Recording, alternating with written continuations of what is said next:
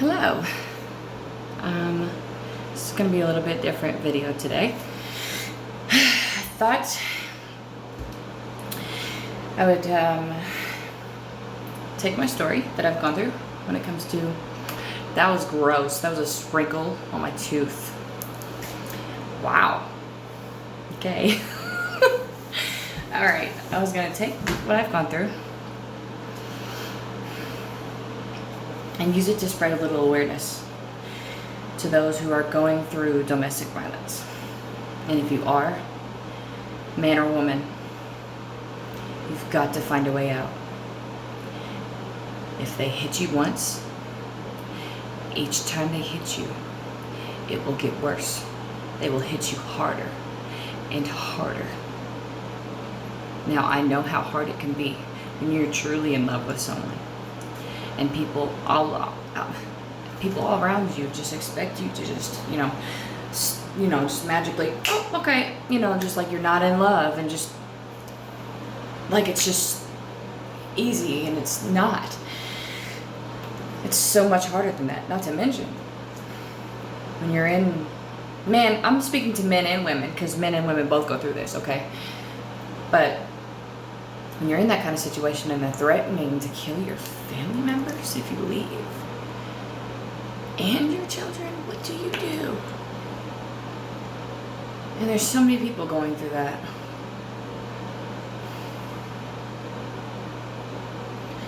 And I thought I'd use my story to give some awareness to how bad it can get. So if you think you're seeing red flags to someone who could potentially be abusive, they could, per se, be pushiness, very manipulative. They're very charming and almost just, they literally have you just completely and totally swept off your feet, and then all of a sudden they just turn into someone else. Just like that. That's a red flag. Very good with their words. They can talk anybody into anything. Red flag.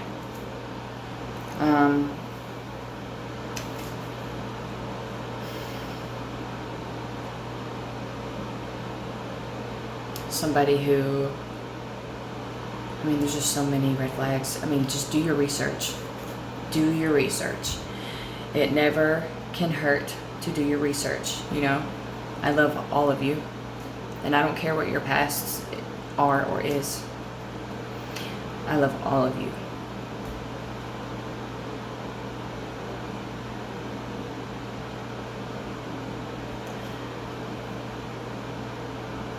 This is kind of hard for me because I don't really want to show this. But there's someone out there going through this, and they need to know. They need to know how bad it can get. They need to know.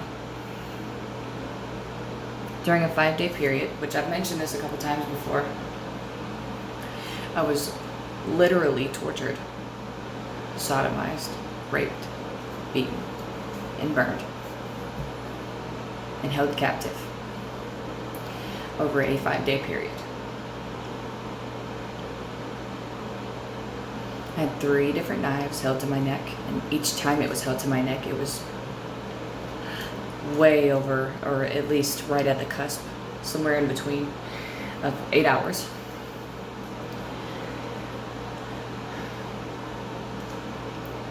Any and everybody who goes through this, nobody deserves this, and I know that what I've gone through is nothing compared to someone else out there who's gone through way worse.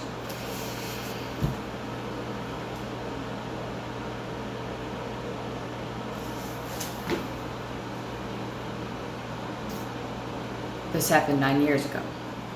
I can't believe it's already been 9 years ago because I still have PTSD just like it was yesterday.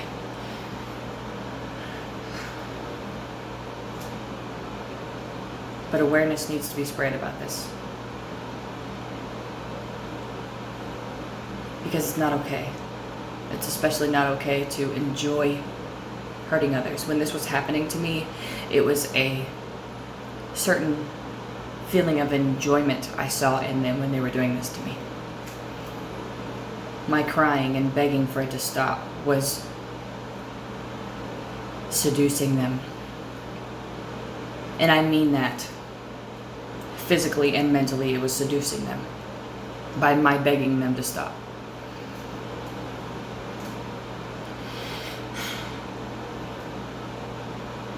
It just makes you feel dirty.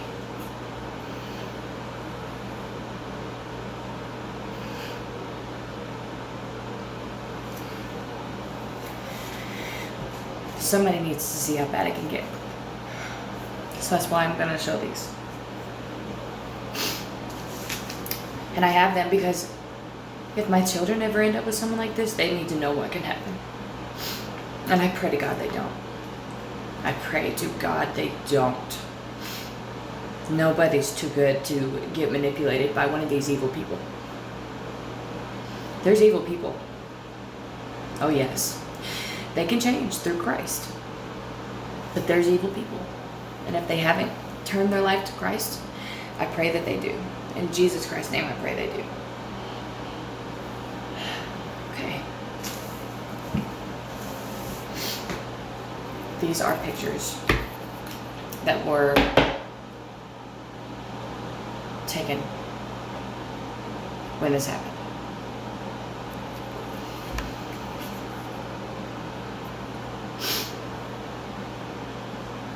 This is a picture of how one of the knives that was held to my neck had cut me. Am I holding that the right side up? Is that right? No, that was upside down. Here we go. That looks like it's on my collarbone a little bit, that cut. And these pictures are all going to be for awareness. Awareness. Because someone out there is going through this and needs to understand how bad it can get. My apartment was in shambles. Completely trashed. If I gave my kids too much attention, they would get jealous and upset. They would accuse me of having sex with any and everyone that even looked at me, when all I did was spend all of my time in that apartment taking care of my 2 kids. And I had just had a C-section with my son, and I was supposed to have help at home, but I didn't get that because this person was too busy having intercourse with someone at work. So my ankles were swollen like this. Like, I'm not even kidding. I had like elephant legs, and my insides were hurting so bad because it felt like they put them back in backwards, like all completely upside down. Oh, and I had been strangled and hit many times before these 5 days. Here's a cut behind my ear. I think that was one of the cuts I had gotten from being strangled, or from, it looks like, I'm pretty sure that's from when I was strangled from his nail. He had strangled me so hard against the couch one time that my son fell out of my arms. I knew I think he just he knew that I had figured out he was cheating on me, and I think he thought, because I figured it out, I was going to do that on, back.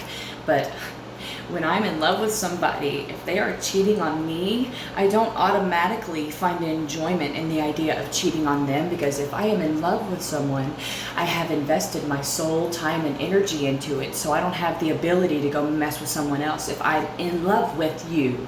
It just blows my mind. And I had escaped. And when I had escaped, I promise you, time stopped. Now people will say it's adrenaline, but my body was moving perfectly normal. But the raindrops outside when I escaped out of the house were falling like this. It was like I was running through the raindrops as they were falling slow. And the maintenance men that I ran to the office of the condominium we lived in, and the maintenance men just so happened to be having a meeting.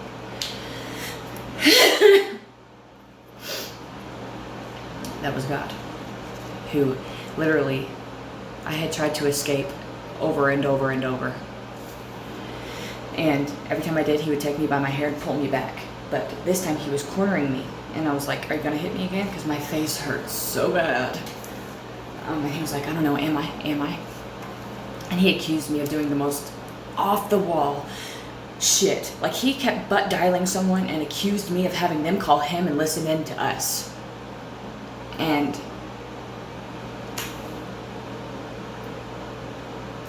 when I had escaped, I heard a voice when he was cornering me.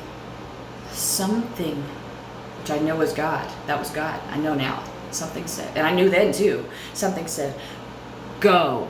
And I jumped onto the couch, which we had a sectional, so I jumped onto each cushion at a time and ran to the front door. And right when I got to the front door, I can see in my peripheral that he just wasn't moving, like time had stopped. I was running and running, and then I heard him maniacally laughing behind me, and I turned around, and he's coming at me in the car, about to run me over. Our car. I think I had had numerous concussions. It was bad. Here's my face. And again, I have Tourette's, by the way. I really do. So.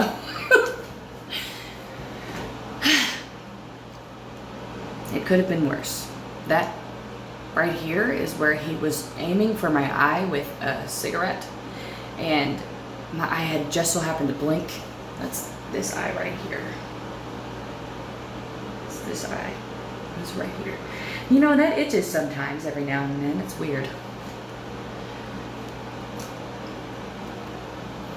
And believe, I am not a victim. I am a survivor. I am a survivor. I am no victim. This is how bad it can get. And I know when you're in this situation or in these situations, it's very hard to leave because these people are threatening to hurt your family members or your children. What do? The law doesn't have enough resources for this. And when you're actually in love with somebody, you can't just be like, oh, okay, don't care anymore. It doesn't work that way. It just doesn't work that way. My blood vessels in my eyes were popped because of how hard I had been hit numerous times in my face. And I had been hit from here all the way down to here. Like, it was really bad. Like, I looked like some kind of creature. You can see how swollen my face was. And I was 20 at the time. And he was 20 years older than me, so he was actually 25, about 24 years. I think he was a little older than 20 years than me. But the eye that's really swollen was my right eye. That was my second black eye on that eye over this 5-day period. And my other eye, that was my first black eye on that eye. I was so tired. When they took me to the victim's advocate place, I was so hungry, and they got me and my kids McDonald's. I literally ate a 10-piece chicken nugget in like half a second. I was so hungry. And we barely had any food at the apartment as it was. So whatever we did have, I gave to my kids to make sure they ate. And I really didn't eat that much. And I mean, we had food stamps, but there at the end, I don't know what was happening. It just was, it was all over the place. This is the picture I feel like I looked like the infected off 28 Days Later. I don't know if any of you have seen that movie, but I feel like that's what it looked like. My blood vessels in my eyes were completely popped. But don't you feel sorry for me. God's got me. And I'm okay. God's my best friend. I talk to him every day. But that's how bad it can get.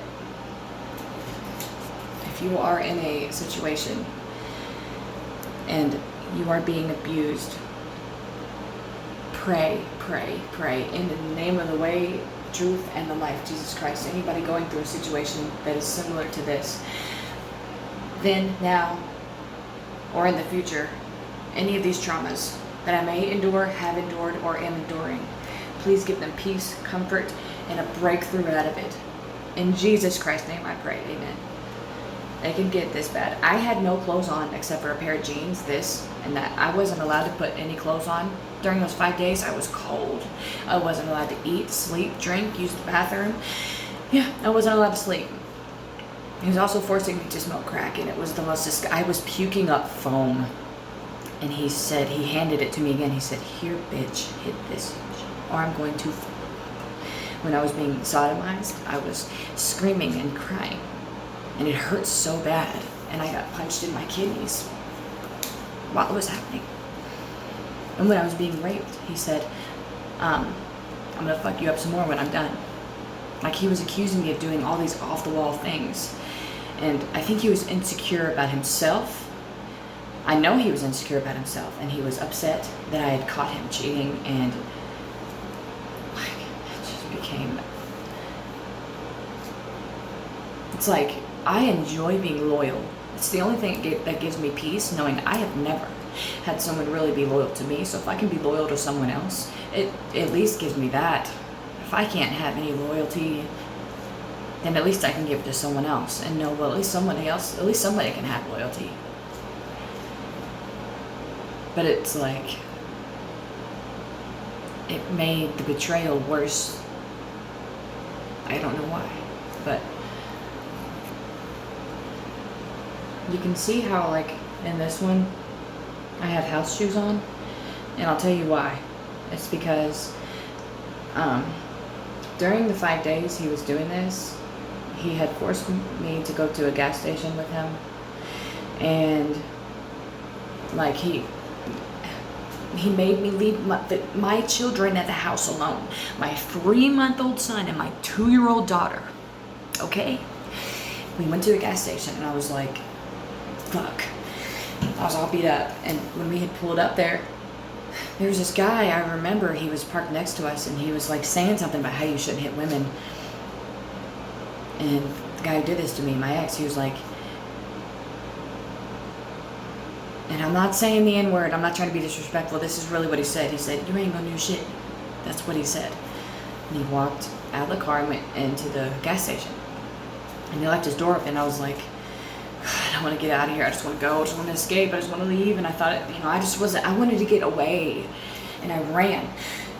And it was the only pair of shoes I had. I was running. And I ran so fast, I ran my shoes off my feet. Never saw him again. Ran my shoes off my feet. And I turn around, he's like, he's got his hoodie on. He's like, he's coming after me, and he fucking caught me. And I thought he was about to kill me. The look on his face, oh my God. But he caught me. I never saw those shoes again. And that's why I was wearing house shoes. And I'm about to go to a pumpkin patch, so I'm about to finish this up, but there's one side of my face. Here's the other. And that's about the gist of how bad it was when he did what he did to me. And like, here's the other side of my face. Like, I looked dead.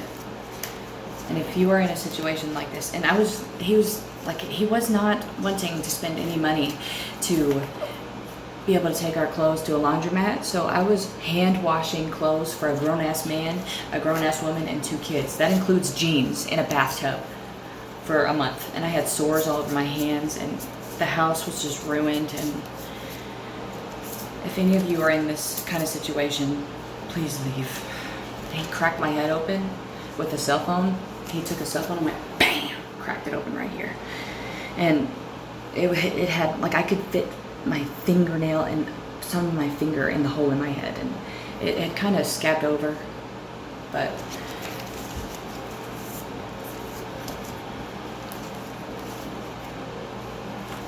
it was bad. And if any of you are in a situation like this, please leave while you can. Like, they had me smile, yeah, to show the swelling, and that's how bad it was. But there are those who have gone through much worse. And if any of you are in this situation, pray. And if anything, a church with people you can trust, if you go to them and explain to them they're threatening to hurt me or mine if I leave or this and that, talk to them. And people, if you know someone going through this, Sometimes when you try to help, it makes it worse. It makes the beatings worse. So please watch what you say. There's someone who needed this. God bless you. Maranatha. I love you all, and I'm okay now. I am not a victim. I am a survivor. God bless you. Maranatha.